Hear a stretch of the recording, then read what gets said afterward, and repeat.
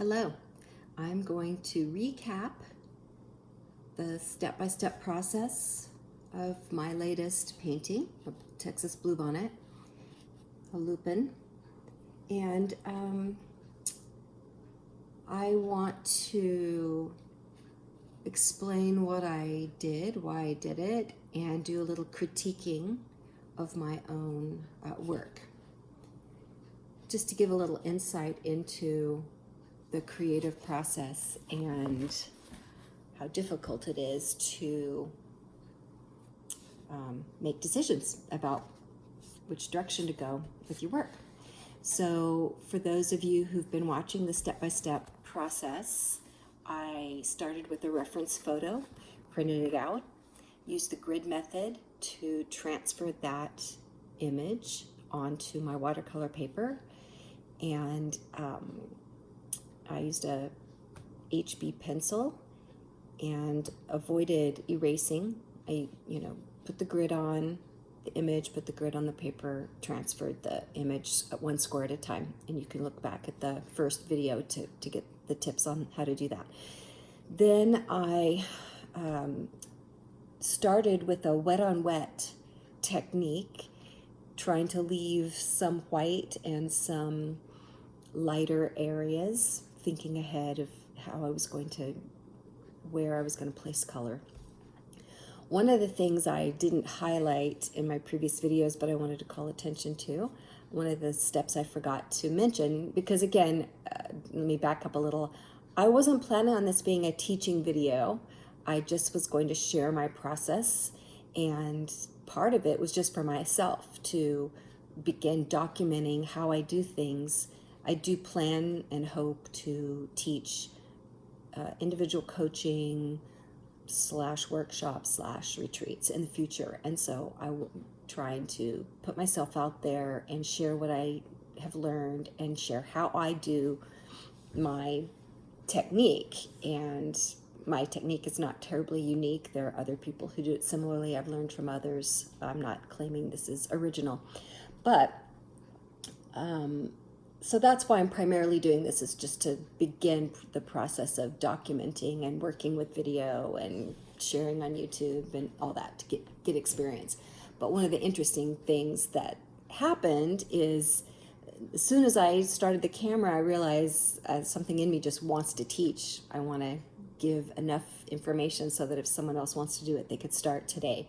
But I realized quickly that I was going to get bogged down if I came up with curriculum and teaching steps, each step. I wasn't going to be painting much, and I was going to be spending all day editing and perfecting that. So I switched from communicating directly with you like I am now and like I did in the beginning. I switched from that to time-lapse videos, just to show my daily work session.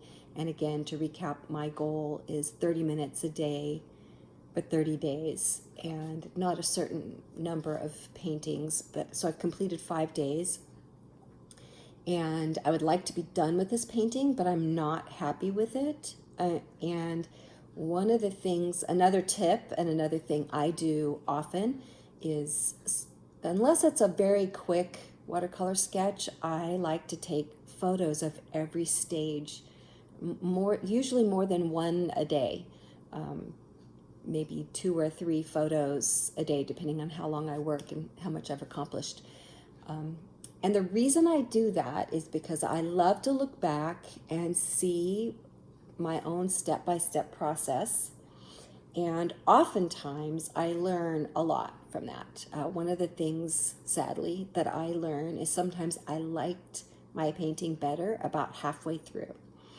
And again, it's a common, well, I don't know how common it is. I've heard others talk about it, but I have a tendency to, especially with watercolor, to overwork my painting, to take it too far. And the interesting thing is, making it a goal to have a minimum of 30 minutes also kind of helps me think in terms of, truthfully, 30 minutes to an hour might be about right, because then I've done enough to make a difference and I put it up on my mantle or somewhere I can see it in the kitchen.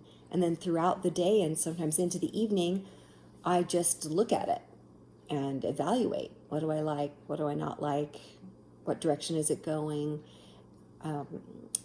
Often, if I just paint for hours, 3, 4, 5 hours in one day with the idea of trying to finish, I sometimes go too far with it.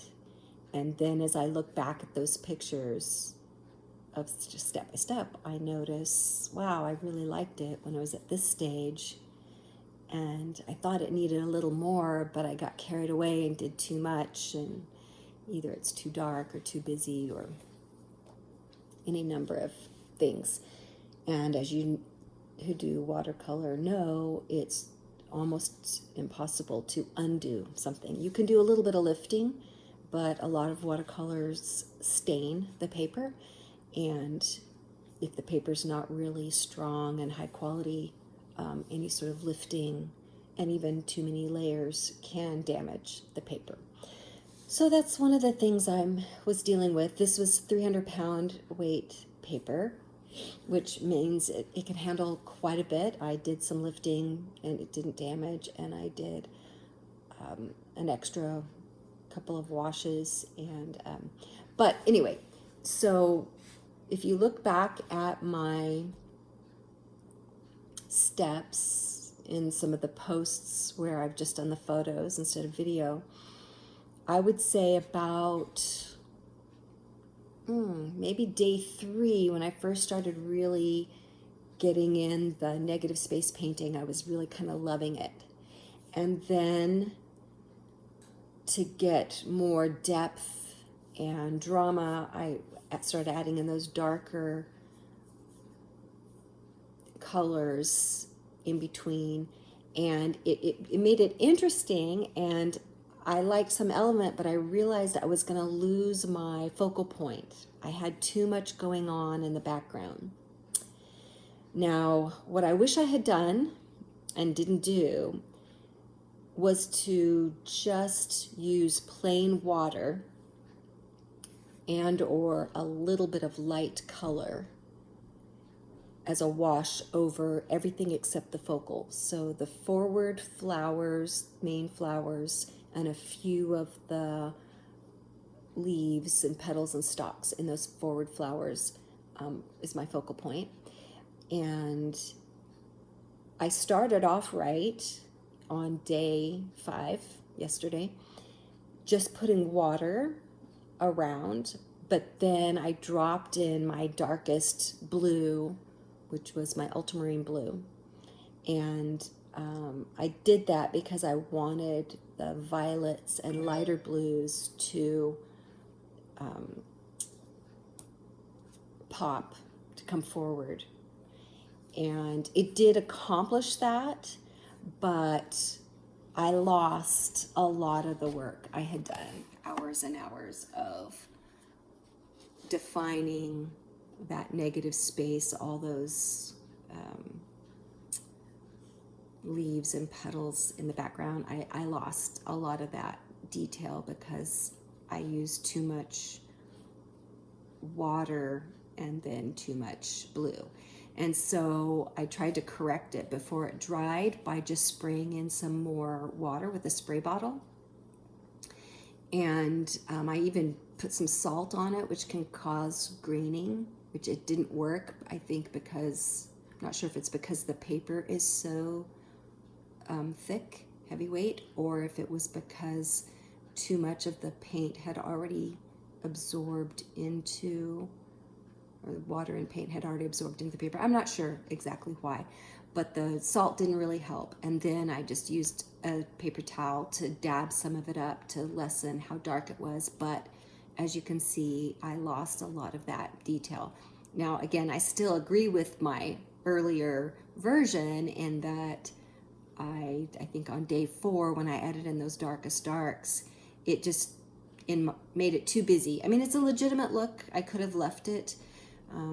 But looking back, what I wish I had done is once I got the basic background defined and liked the general negative space painting. Even though I didn't think it was dark enough, I wish I had gone ahead and done the flower and then evaluate if I needed more darks in the background instead of continuing with that detailed work.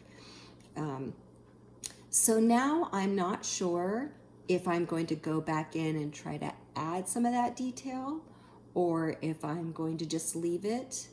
But I decided, I spent 5 days on this, and I'm going to now switch to a different painting. I'm going to start a new painting today, and I haven't decided yet what I'm going to do, so I'm going to look through my reference photos and try to decide. I'm toying between, it's raining for the next couple of days, so I'm toying with the idea of doing using a reference photo from when we lived in Japan. It rained a lot there, and they carry beautiful umbrellas, and there were a couple of times when I was out that I noticed just this sea of beautiful umbrellas in the rain. So that's one idea I have, if I can find those reference photos. Another idea is to go ahead and redo this bluebonnet, the lupin, and do a slightly different composition, but do it again and try to learn my lessons. But as is pretty typical of me, once I'm done with a subject, I'm kind of tired of it for a while. The other idea I might explore is something semi-abstract and whimsical. I'm a part of an artist inspiration group, and we have prompts once a month, and this month's prompt is a whimsical diagonal piece with a set of colors, emphasizing space. So I'm kind of leaning toward that. It might be good to do something playful and less realistic. So I'm usually not happy with my completed piece when I do that, but I'm not going to give up. I'm going to keep trying. So I haven't decided, but I will let you know. I just wanted to do a little explanation of where I'm at with this, and I hope you're enjoying the process. Thank you for watching, and please share my videos. One thing, if you want to be supportive of me and my artwork, one of the things you could do is subscribe to our YouTube channel, Live, Create, Connect, a YouTube channel. And you can also follow my artist Facebook page, Teresa J. Sharp Art. It's my Facebook. And if you follow both of those, it helps in search rankings and all of that. So it's supportive in that way. The other thing, of course, is if you like what you're watching, if you like it, that's helpful. And if you comment, that's helpful. And if you want to share a tip, if you're an artist or just a lover of art and you have opinions about which stage of the painting you liked better, that's good information. Good to hear. Okay, thank you. Bye.